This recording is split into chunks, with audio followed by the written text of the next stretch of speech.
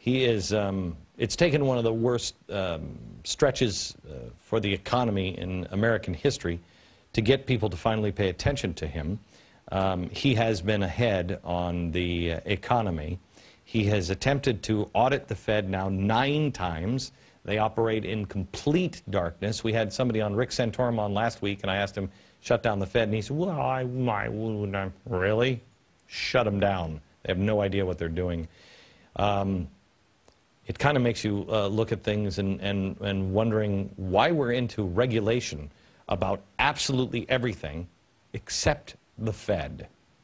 Not that I want to regulate the Fed, I want to get rid of them, but that's a different story. He understands this probably better than anyone else. He is now in Des Moines, Iowa, Republican presidential candidate, Texas Congressman Ron Paul. Congressman, how are you, sir? Doing well, thank you, Glenn.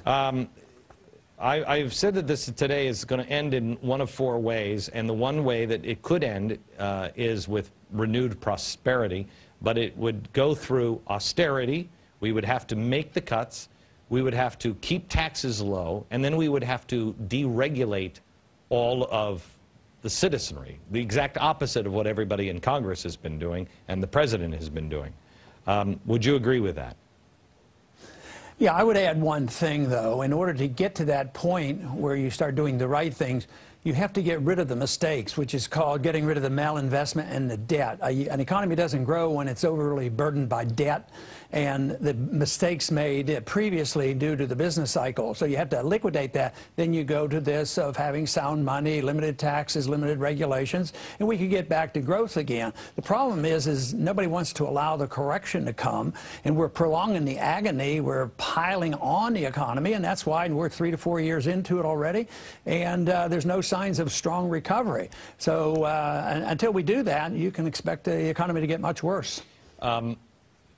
Do you see any sense in Washington of people cutting the debt? I mean, I know Jim DeMint has come out and said, cut it.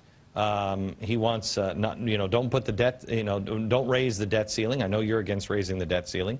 Don't raise the debt ceiling. Let's get serious about debt. With an exception of a few people, do you think anybody's going to do that in Washington? No, they'll raise the debt limit, whether it's temporary or long-term, but I don't think they're going to go past August and not raise the debt limit. So I think that's going to happen, which will just encourage the spending again. So, but they can't come together on how they want to cut spending, because one group thinks that you can't possibly cut a penny from overseas spending. The other one says you can't cut a penny out of entitlement system. And I just happen to believe you should be able to cut both, and I don't think for a minute it would hurt our national defense. I think, our defense is not strong because we're spread too thin around the world.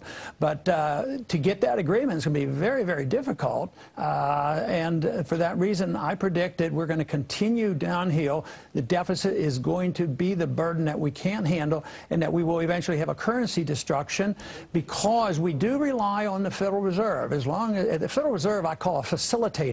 They claim it's the Congress. They spend too much money and they're forced to do these things. But if the Fed couldn't create money out of thin air to buy Treasury bills, Congress would be forced to do something, because interest rates would rise, and that would be very, very harmful. So it would be on the Congress's shoulders to do something. But instead, we keep spending, and the Federal Reserve accommodates, and they say, well, we can't let interest rates go up, so they just print like crazy. It's pretty amazing that it's worked this as well as it has for so long, but it doesn't mean it's going to last forever. And I think that's why people are so upset in this country, because more and more people are starting to realize that this is coming to an end, and it's probably not in the too distant future. May I ask you one question I haven't been able to figure out? I think the Ford Foundation and the Ford Foundation and the Rockefeller Foundation have done more damage to this country than I think a lot of people combined. The money that they had at the time that they just poured into all of these things came from a system of no income tax, where the rich were getting richer. Vanderbilt was the same way. They did a lot of great things, and there were people like Carnegie, who was absolutely fantastic. Without a virtuous and moral people, which our founders said we had to be, or the system wouldn't work, without a virtuous and moral people and no regulation, is there any way to stop capitalism from just being god-awful ugly? Well, I don't like to think of capitalism as being ugly, but I think what you're talking about is the consequence we have. Wait. Here's exactly what I mean, and maybe you can answer it directly. What I mean is what de Tocqueville talked about, that there would be people that would become so rich that they would kick the doors closed for others. Soros is doing it now. He's kicking the door closed for other people. When these people like Rockefeller got so wealthy, that's what they did. Is there any regulation on that? Well, I think some did and some did not. Now, Carnegie gave him a lot of his money back, and I don't think Bill Gates as a monster, and I don't think of Warren Buffett as a monster. So it has to do with the morality. Yes, that's the part I agree with you, the morality of these people. But even if there were no income taxes and they got very, very wealthy, if they didn't cheat, if they didn't get benefits from the government, being very, very wealthy, there's nothing wrong with that. But if they get very, very wealthy because they get contracts from the government, or they get loans, low loans from the Federal Reserve, and the banks get bailed out and they do all the gambling, and they're the ones who get the bailouts, and the little people lose their homes and their jobs, then it's a rotten system. But I don't call that capitalism. I call that cronyism, or lending itself toward fascism. So that to me is a lot different than free market capitalism. I like to use the word free markets because capitalism, people get a little bit confused on that and think it is, some people have painted it as a very bad term.